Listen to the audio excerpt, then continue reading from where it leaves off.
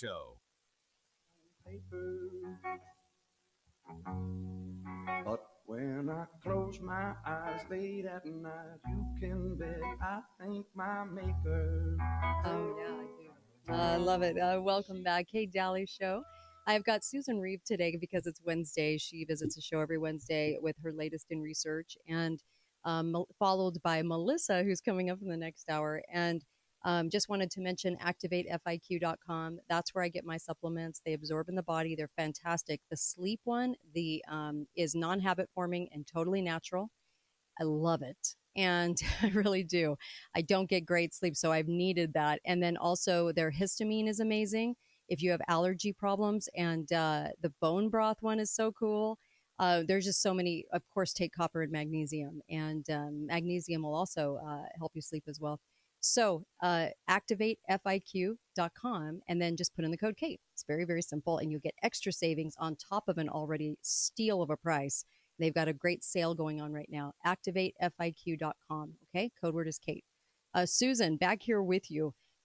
So what was published yesterday? This is very interesting timing. So yesterday, the Tennessee Star published the entire 90-page diary of school shooter Audrey Hale, and she killed 3 students and 3 administrators or teachers in Nashville. And that was last year in 2023. And they've been fighting to get this. And then the Tennessee Star just published it.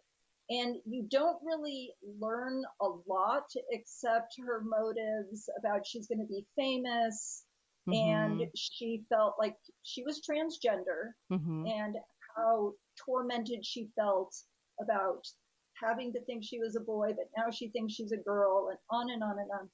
Well, they also published something interesting too that talked about how she had been a psychiatric patient at Vanderbilt University Medical Center, it says, for 2 decades. And so if she was in her 20s and had some psychiatric issues, but she was on over the course, she had at least 5 mental illnesses and received cocktails of psychiatric drugs as quote unquote treatment. Since she was 8. Since she's 28 right now. So she's 28, so 8 years old. Yeah. So some of the adverse events associated with things like lorazepam, buspirone, Lexapro, Prozac, and, people have been following the connection, correlation between people on lots of those combinations of drugs and then high rates of suicidality, which is what you get with these shooters. And that's what she said, I want to be remembered, but I want to kill myself too. So, she didn't kill herself. And so it's very interesting that the very next day we have a mass shooting. And part of the reason that the FBI and people, they don't want these things released, they say, is to avoid the copycat syndrome. So if you believe that, I don't know who would be copycatting a transgender person. If this person, the new shooter, is transgender, this will be very interesting. Yeah. If you go back 20 years, you won't find too many kids at 8 years old being put on such cocktails. So I wonder if she was part of a program, actually, where somebody is sort of cultivated into a situation where they could be utilized as a shooter. So I remember this shooting at the Covenant School was very interesting because it appeared to be a drill. And when you looked at the cop footage and when you looked at her inside the school, it very much seemed like a drill, like they were exercising a drill. So lots of crazy stuff around the Covenant School shooting, Uvalde and Covenant School shooting. I did really big in-depth shows on that, and I don't believe they were authentic shootings at all. I do believe they were false flags. So it's interesting that they would release this information a day before the shooting in Georgia. Very intriguing. It's very interesting timing, and other people might say, oh, it's just a conspiracy. And it might take years before we figure out what the connection, usually based on whistleblowers coming forward. So I don't know how soon we're going to really get, anytime there's an ongoing investigation, they hold the information so close. And it's all these news organizations with Freedom of Information Act requests that kind of get this stuff. But you're just like pulling teeth from the FBI. They still haven't released a lot of the stuff from the shooting with Trump. And even John Hawley said yesterday, he goes, I'm getting all this through whistleblowers. He goes, they're not being forthcoming at all.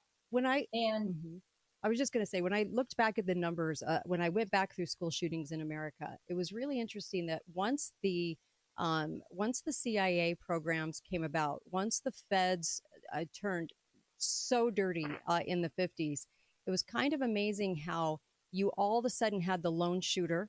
You all of a sudden had not a big uptick at all. Probably more in the 70s, you had a tiny uptick of school shootings, and then in the 80s, 90s, 2000s.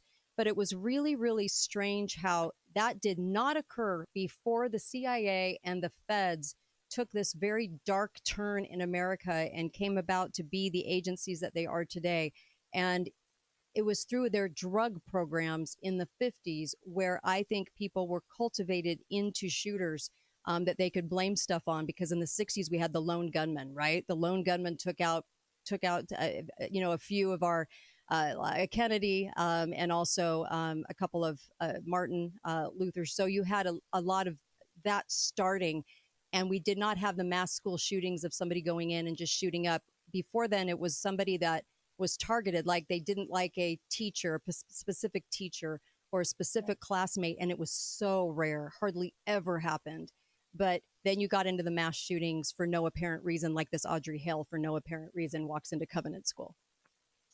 Very strange. Yeah, I do think, and there was something also, there was a new show, and I can't remember if it was the Young Turks. Somebody had said on the Young Turks, maybe, allegedly, I can't remember if this was the show that said the transgenders need to take up arms to defend themselves along that line, and then we had the school shooting. So Interesting. I can't remember exactly who that was, but there was also a correlation.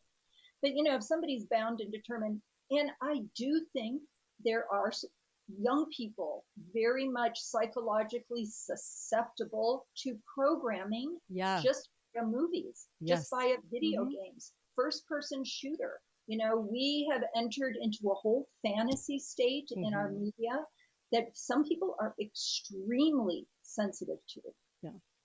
Possibly. So could be a big part of it. Could be.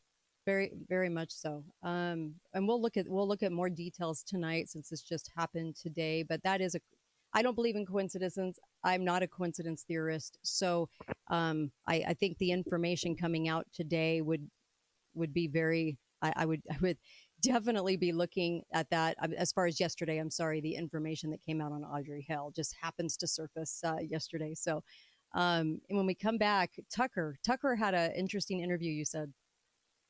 Oh, yeah. Super interesting. That's gone viral and created a ton of controversy. Yeah. And who was the person? It was Daryl Cooper.